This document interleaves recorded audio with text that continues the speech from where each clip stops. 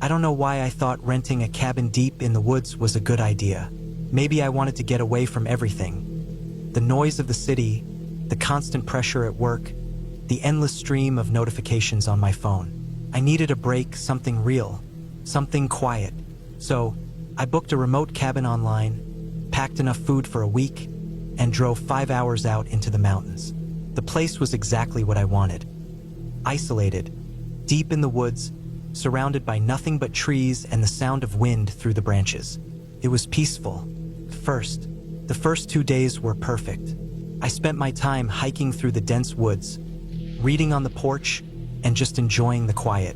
The cabin was small but comfortable, with a single bedroom, a wood-burning stove, and a creaky old rocking chair on the porch.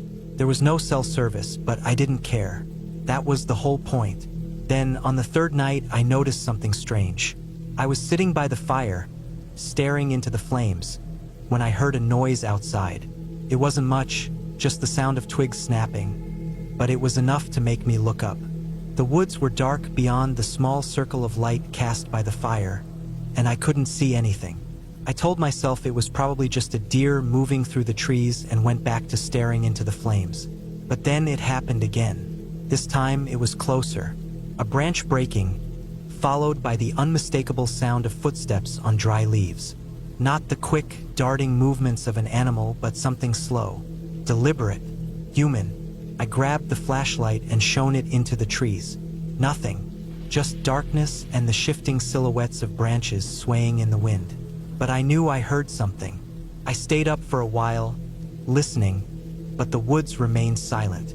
Eventually, I convinced myself it was my imagination and went inside, locking the door behind me. The next morning, I woke up to find something strange in the dirt just outside the cabin. Footprints. They weren't mine. They were fresh, slightly deeper than my own, and they led from the edge of the woods straight to my porch. And then they stopped. Whoever had made them had stood there, just outside the cabin, for who knows how long. Watching, I felt a chill run through me.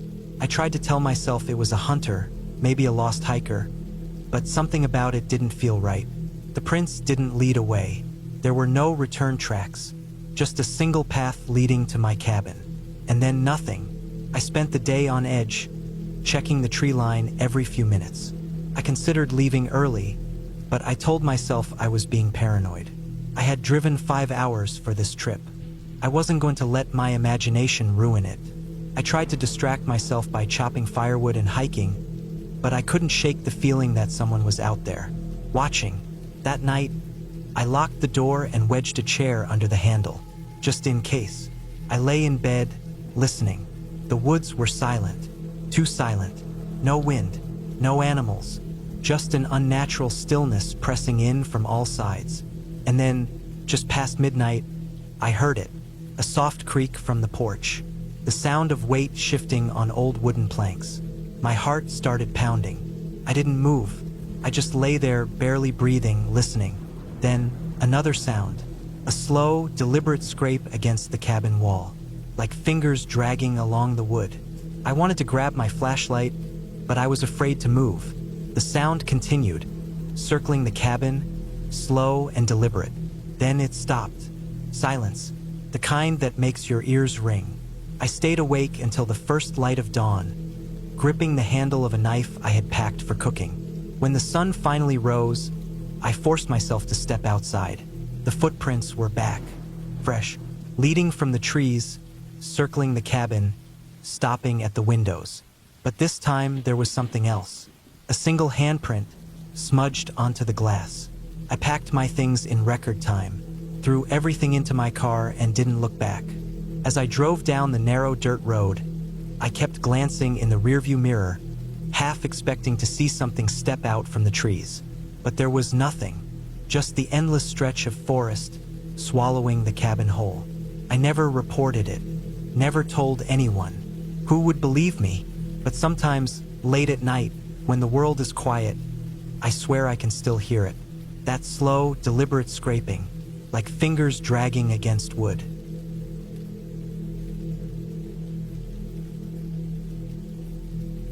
I had always liked the idea of solitude, The thought of being out in the middle of nowhere, away from the noise of the city, was appealing. So when I found an old hunting cabin listed for rent in the mountains, I jumped at the chance. The pictures made it look rough, but I didn't mind. I wasn't looking for luxury. I wanted to disconnect, to be alone for a while. The cabin was a few hours' drive from the nearest town. The last stretch of road was barely more than a dirt path, winding through thick trees that seemed to close in around my truck. I reached the cabin just before dusk. It sat in a small clearing, surrounded by towering pines. The wood was weathered and dark, the roof sagging slightly in the middle. A small porch wrapped around the front, the railing half-rotted in places. It wasn't much, but it would do. I stepped inside and took a look around. The inside was just as rough as the outside. A single room with a fireplace on one end, an old wooden table, and a rickety bed frame with a thin mattress. A small kitchenette sat against one wall, with a rusted-out sink and a tiny propane stove. The air smelled like damp wood and dust. It was cold, too. Even in late summer, the nights in the mountains got chilly. I unloaded my truck, carrying in my cooler, a few bags of supplies, and my rifle. I set up a small lantern on the table and took stock of what I had. I wasn't planning on hunting, but I'd brought my rifle just in case. I liked knowing I had it. Once everything was settled, I sat on the porch and watched the sun dip behind the trees. The forest was quiet, the only sound the occasional rustle of wind through the leaves. Felt good to be out here. That first night, I slept lightly. The bed was uncomfortable, and the cabin creaked and groaned in the wind. At some point, I woke up, heart pounding, unsure of what had startled me. The darkness was thick, pressing in from all sides. I held still, listening. A faint scratching sound came from the far wall, near the window. It was too steady to be the wind. I told myself it was just a branch brushing against the wood, but I couldn't shake the unease that settled in my gut. The next day, I explored the area around the cabin. The forest was dense, the trees packed tightly together. I found an old trail leading deeper into the woods, nearly overgrown with weeds and ferns. It looked like no one had been down it in years. I followed it for a while, pushing through underbrush until I came across something strange. In a small clearing, half buried under moss and dirt, was an old fire pit. Around it were the remains of a few wooden logs, arranged in a rough circle. It looked like a makeshift campsite, long abandoned. But what unsettled me was the state of the logs. They weren't just rotted. They looked like they had been clawed apart, deep gashes carved into the wood. I crouched down, running my fingers over one of the gouges. They were too large to be from an animal, too deliberate. It looked like someone had hacked at them with a knife over and over. The unease from the night before crept back in. I stood and made my way back to the cabin. The rest of the day passed uneventfully, but I couldn't shake the feeling of being watched. Every time I stepped outside, I found myself glancing toward the tree line, expecting to see something moving between the trunks. But there was nothing, just the endless stretch of forest. That night, the scratching came again. It was louder this time, more insistent. I sat up in bed, gripping my rifle. My lantern cast long shadows across the walls. The sound was coming from the back of the cabin now, near the door. It wasn't a branch. It was someone scraping against the wood. I moved slowly, stepping as lightly as I could across the creaky floor. I reached the door and pressed my ear against it. The scratching stopped. Silence stretched on, thick and heavy. Then, a single, deliberate knock. I froze. My heart slammed against my ribs. No one was supposed to be out here. I held my breath, gripping the rifle tighter. The knock came again, harder this time. I swallowed and forced myself to move. I yanked the door open, rifle raised. The porch was empty. The trees loomed in the darkness, their branches swaying in the wind. I stepped outside, sweeping my gaze over the clearing. Nothing. I hesitated, then took a few steps off the porch. The dirt in front of the cabin was dry, undisturbed. No footprints, no sign that anyone had been there. I went back inside and locked the door. I didn't sleep much after that. The next morning, I checked the area around the cabin. Still no footprints, No sign of anything, but something felt off. The air was heavy, thick with a quiet tension. I couldn't shake the feeling that I wasn't alone. I decided to leave that day. I packed up my things and loaded the truck. As I was about to get in, I glanced toward the tree line one last time, and that's when I saw it. A figure standing just beyond the edge of the clearing. It was too far to make out details, but I knew it was a person. They stood completely still, watching. A cold chill ran down my spine. I didn't wait. I climbed into the truck, started the engine, and peeled out, gravel kicking up behind me. I didn't look back. I drove straight to town and found a motel. I didn't care about the cost. I just needed to be somewhere with walls, with locks. The next morning, I called the owner of the cabin. I told him I was leaving early, that I wasn't coming back. He didn't ask why. He just said, "Okay, I don't know who or what was out there, and I don't want to know." I never went back.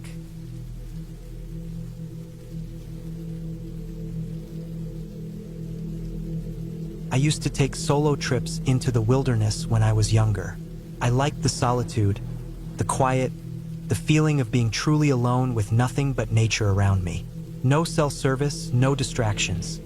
Just me and the trees, the sound of the wind, the distant rush of a river. But after one trip, I stopped going alone. I haven't spent a single night in the woods by myself since.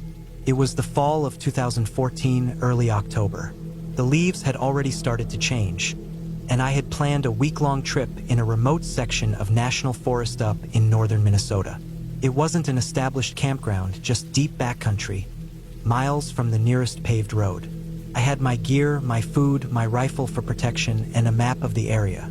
I had done this plenty of times before. My plan was to hike about 10 miles into the forest and set up camp near a small lake I had spotted on the map. It was far enough from any trails that I was sure I wouldn't see another person the entire time I was out there. That was the way I liked it. The first day was uneventful. I hiked in, found the lake, and set up my tent on a small flat area just off the shoreline. The air was crisp, and the only sounds were the occasional bird calls and the rustling of leaves in the breeze. It was perfect. The second day, I went exploring. I followed the lake's edge, looking for good fishing spots, when I found something that wasn't on the map. A small cabin, maybe a quarter-mile from where I had set up camp.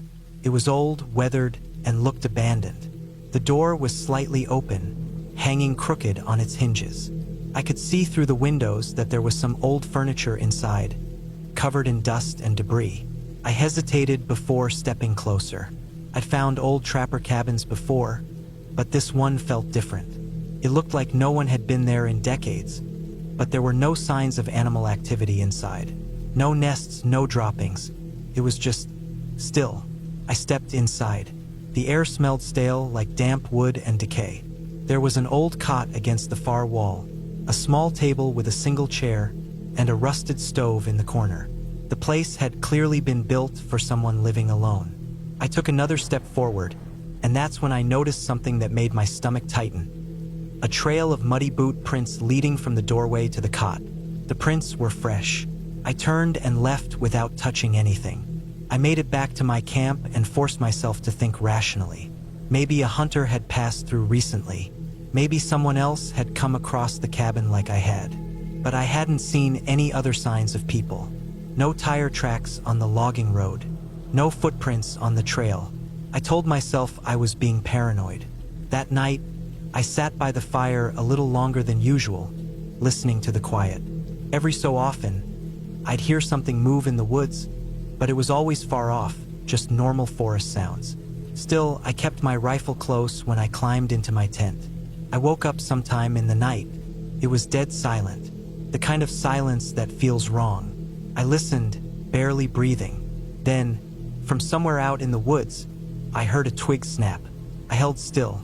Another snap, closer this time, then nothing. I stayed awake for what felt like hours, waiting, listening. I never heard anything else. The next morning, I decided to head in the opposite direction of the cabin. I didn't want to be anywhere near it. I spent most of the day hiking and trying to shake the unease I felt. When I got back to camp in the late afternoon, I saw it immediately. My tent was unzipped. I stopped cold. My first thought was a bear, but my food was still hanging in the tree where I had left it.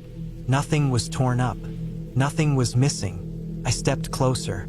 The sleeping bag inside was unrolled, but it looked different.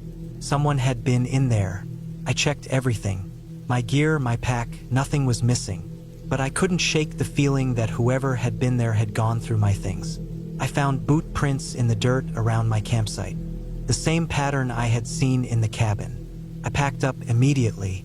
I started hiking back the way I had come, rifle in hand. I didn't stop. I didn't take breaks. I just kept moving. The entire time, I felt like I was being watched. I made it back to my truck just as the sun was setting. The moment I got in and locked the doors, I felt a weight lift off my chest. I drove until I hit a town, then found the first motel I could. That night, I barely slept. I never went back to that area. I don't camp alone anymore. I don't know who was out there with me. I don't want to know.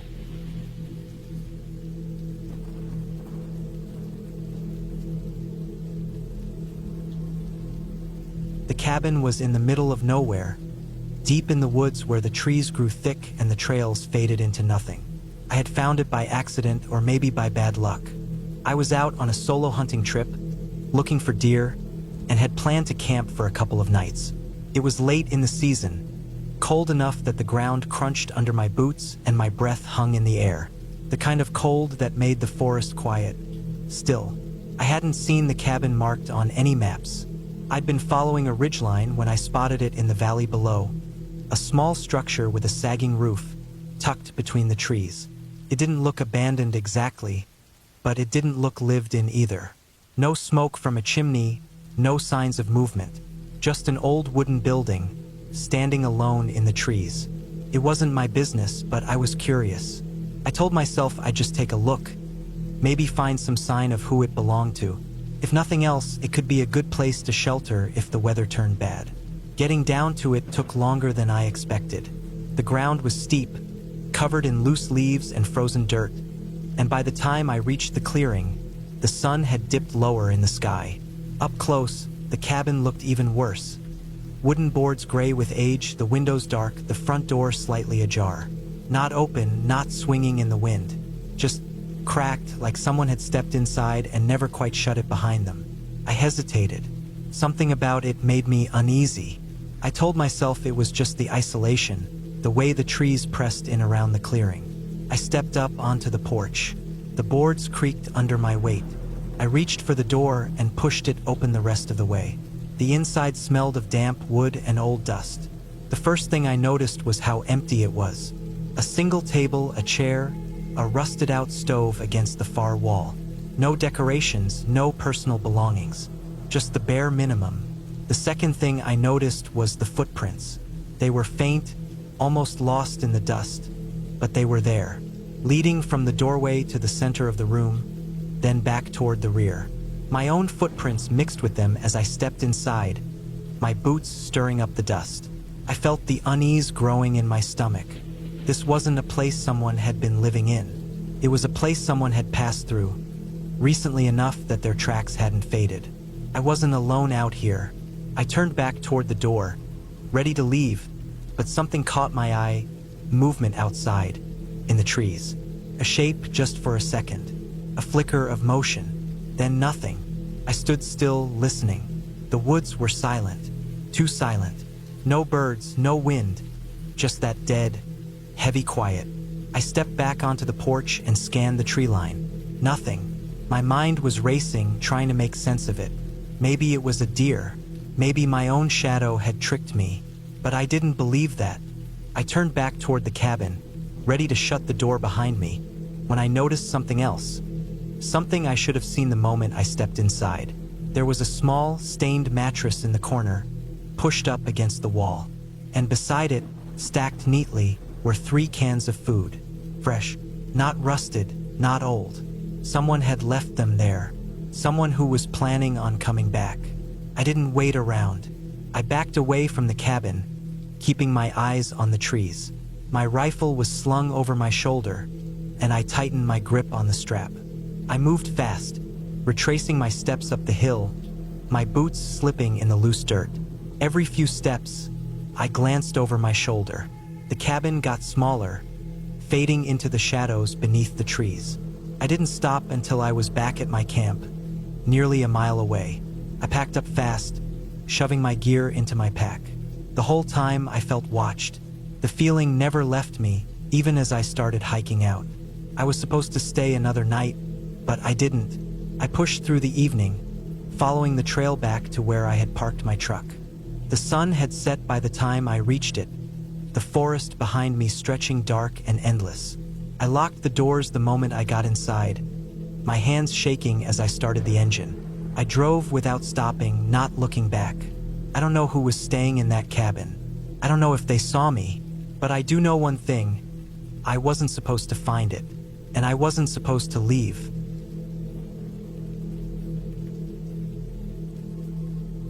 I had been planning this trip for a long time. A solo getaway deep in the forests of Montana, where no one would bother me, and I could finally have some peace and quiet. I wanted the isolation, the stillness, the break from the world. I had found a listing online for an old hunting cabin, miles away from any town, tucked in the trees near the base of a mountain. It was exactly what I was looking for. The drive was long and slow, winding through back roads that became little more than dirt trails. My truck kicked up clouds of dust as I made my way deeper into the woods. There was no phone service, no nearby stores, nothing but trees in every direction.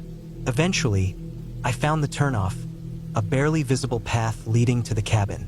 The wooden structure was small, with a slanted roof, a front porch, and a single chimney sticking out the top. The logs were weathered, but the place looked solid. I stepped out of my truck, stretched my legs, and took in the silence.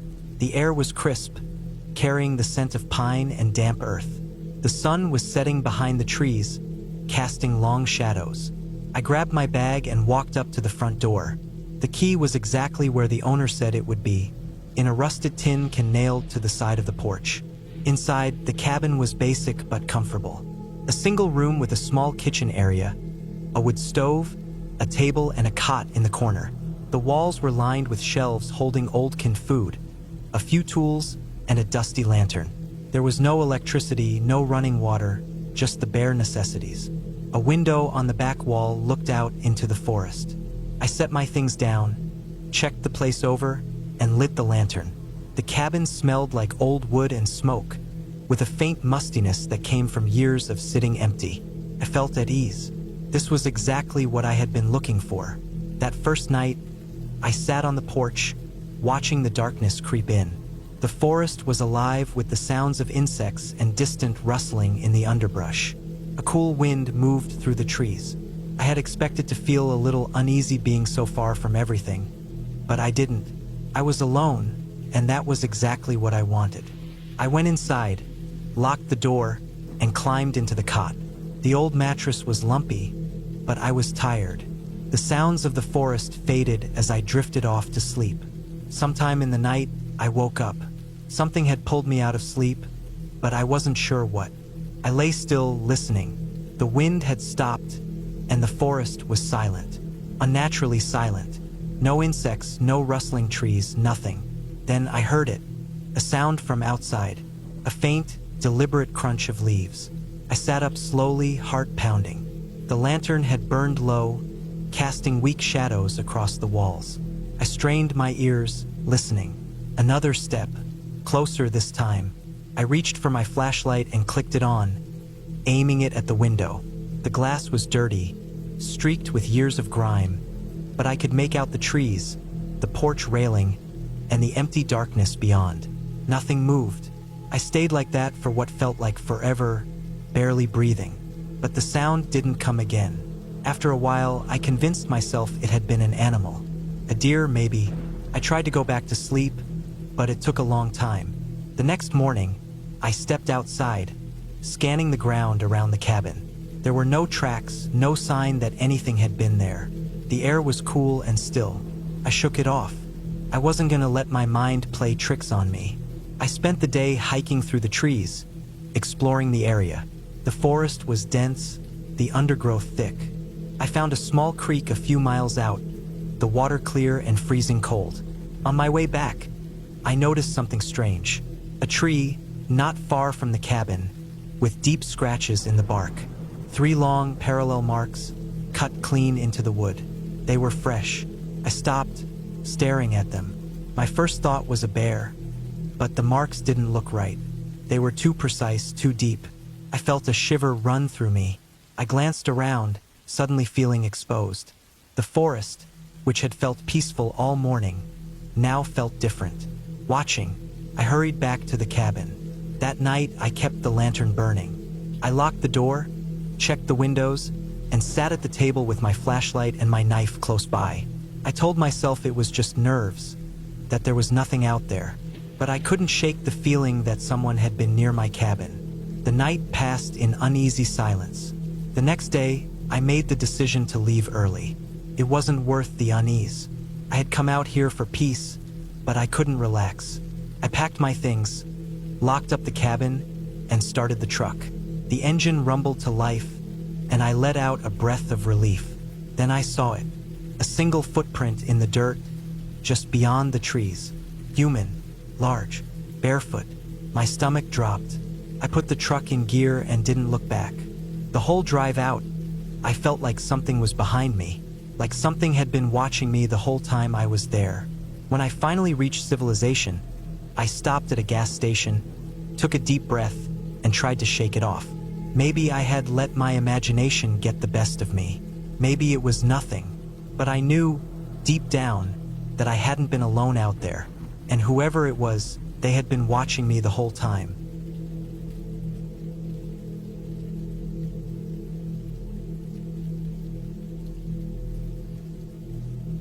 I had been looking for a place to spend a quiet weekend away from the noise of the city.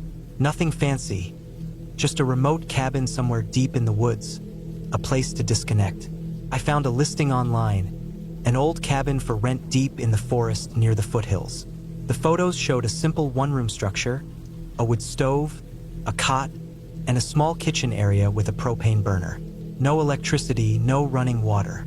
That was fine with me. The ad mentioned it was for those who truly want to get away from it all. That was exactly what I was looking for. The owner, a man named Frank, had given me directions and warned me that the last stretch of road was rough. He wasn't lying.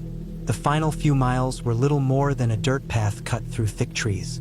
My truck bounced over deep ruts and loose gravel, tires spitting dust as I climbed higher into the hills.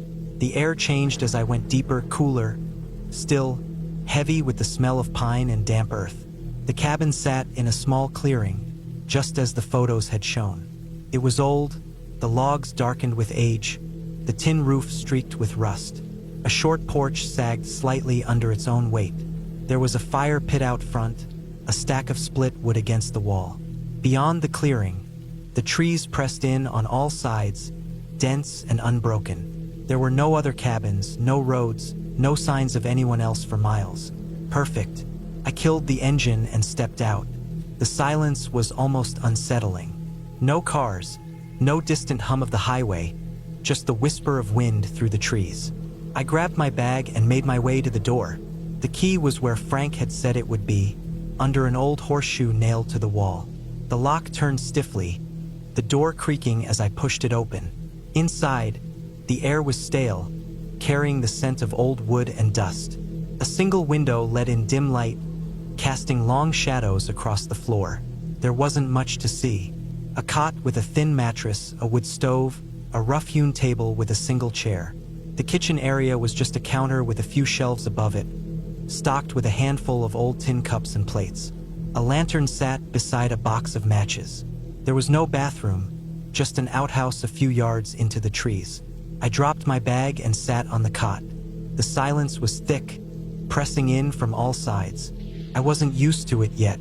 In the city, there's always noise, always something in the background. Out here, even my own movements felt too loud. I spent the first couple of hours getting settled.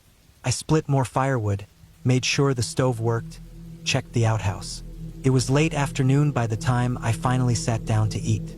I had brought simple food, canned beans, jerky, a loaf of bread. As I ate, I listened. The woods were different now. There were noises, rustling in the underbrush, the occasional snap of a twig.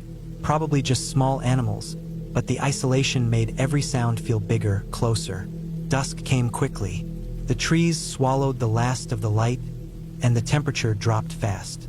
I lit the lantern, its glow flickering against the walls. Outside, the darkness was absolute. No streetlights, no distant glow from a town. Just blackness pressing against the window. I hadn't planned to sleep early, but there wasn't much else to do. I set up my sleeping bag on the cot, laid back, and listened. The woods had their own rhythm. Branches creaking, leaves rustling. Then something else. A sound that didn't fit. Faint, distant, but distinct. A thud. Then another. It was coming from outside, somewhere beyond the clearing. I sat up, straining to hear. Silence.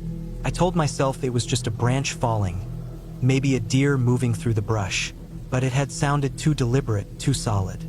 I grabbed the lantern and stepped onto the porch. The light barely reached past the clearing. Beyond that was just shifting darkness. I stood there for a while, listening. Nothing. Back inside, I forced myself to relax. The stove crackled softly, the warmth seeping into the small room. I laid back down. Sleep came slow, uneasy. I woke to a noise, a single, sharp crack outside. My eyes snapped open. The lantern had burned low, casting weak shadows against the walls. I held still, listening. Footsteps, slow, deliberate, just outside the cabin. My pulse hammered. I slid out of the cot as quietly as I could, reaching for the hunting knife I had brought with me. The footsteps stopped. Whoever or whatever it was, they were standing just outside the door. I didn't breathe. The silence stretched, thick and heavy. Then the doorknob moved. A slow, testing turn. I gripped the knife tighter. The door was locked, but the cabin was old. The latch wasn't strong. For a long moment, nothing happened. Then, finally, the knob released. Soft footsteps retreated across the porch. I heard them move into the trees, fading into the distance. I didn't move. I stayed awake until the first pale light of dawn crept through the window. Then, slowly, I forced myself to step outside. The clearing was empty. No tracks, no sign of anyone. But then I saw it, hanging from the porch railing. A length of rope, tied in a noose. I left everything behind. I didn't pack my bag, didn't take my food. I got in my truck and drove, fast.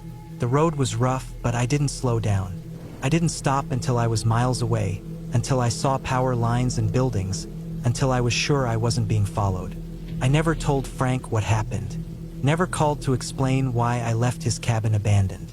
I just kept driving back to the city, back to noise and people and lights. I haven't been camping since.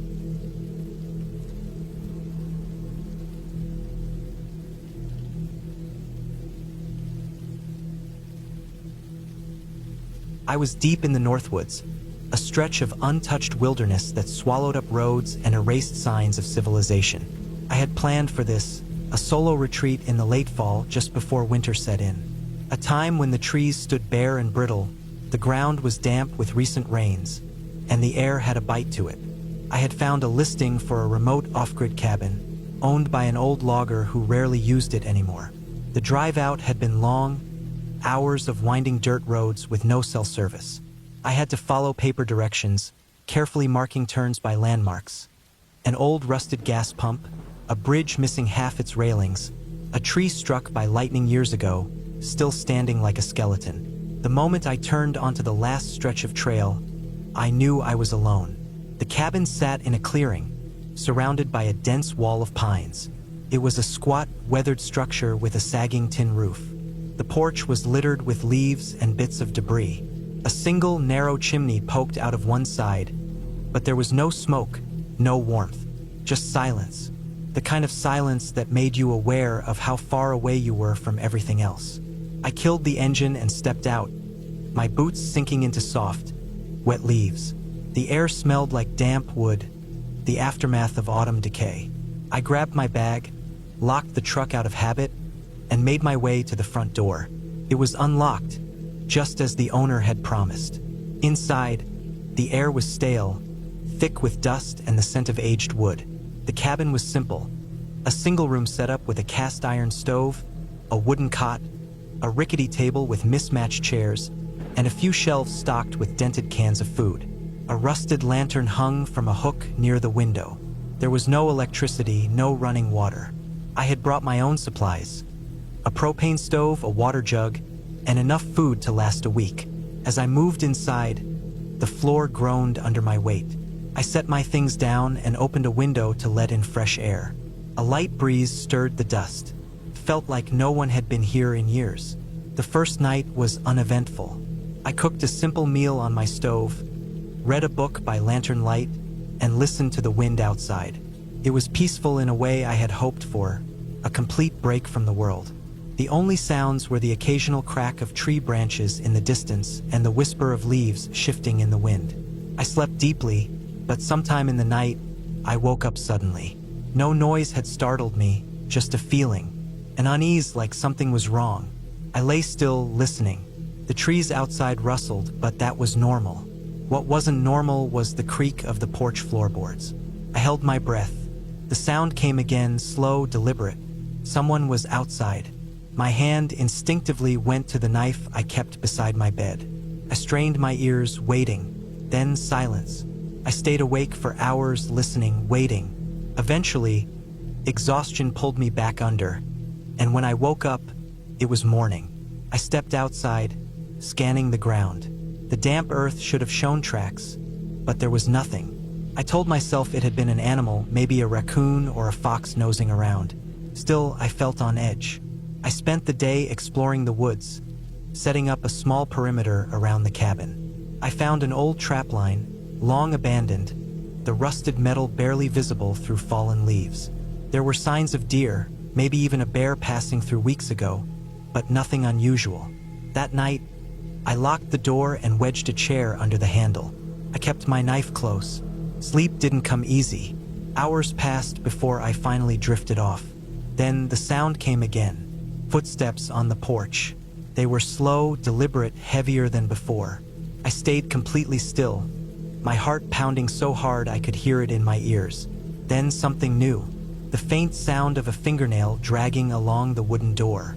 Slow, measured. Not an animal. Not the wind. I gripped my knife and forced myself to breathe evenly. I didn't move, didn't make a sound.